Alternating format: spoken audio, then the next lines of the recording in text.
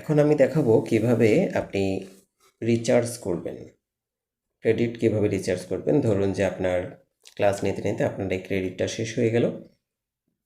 Recharge করার জন্য আপনাকে এখানে একটা রিচার্জ বাটন আমি দিয়ে রেখেছি, এখানে ক্লিক করতে পারেন, অথবা নিচের দিকে একটা সাপোর্ট বাটন আছে, এই বাটনটাতে ক্লিক করলেও এখানে একই জায়গায় চলে আসবেন। আসার পরে আপনার ঠিক যতটা ক্লাসের জন্য পেমেন্ট করতে চান সেটা বিকাশ মার্চেন্ট অ্যাকাউন্ট এখানে দেওয়া আছে। এই মার্চেন্ট অ্যাকাউন্ট এটি কপি করে বিকাশ অ্যাপস থেকে পেমেন্ট অপশনে গিয়ে আপনি সেটা পেমেন্ট করতে পারবেন। এই ক্ষেত্রে কমপক্ষে 100 টাকা পেমেন্ট করা ভালো। আর আপনি যদি 500 টাকার বেশি পেমেন্ট করতে ইচ্ছুক হন বা করেন তাহলে 10% বোনাস ক্রেডিট পাবেন। তো পেমেন্ট করার পর আপনাকে যেটা করতে হবে, এই জায়গায় এসে আপনাকে আপনার ট্রানজ্যাকশন আইডিটা দিতে হবে। ট্রানজ্যাকশন আইডি দেওয়ার পর ক্লেম বাটনে ক্লিক করতে হবে।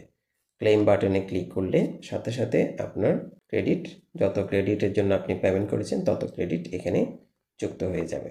এই হচ্ছে অটোমেটিকলি ক্রেডিট রিচার্জ করার পদ্ধতি।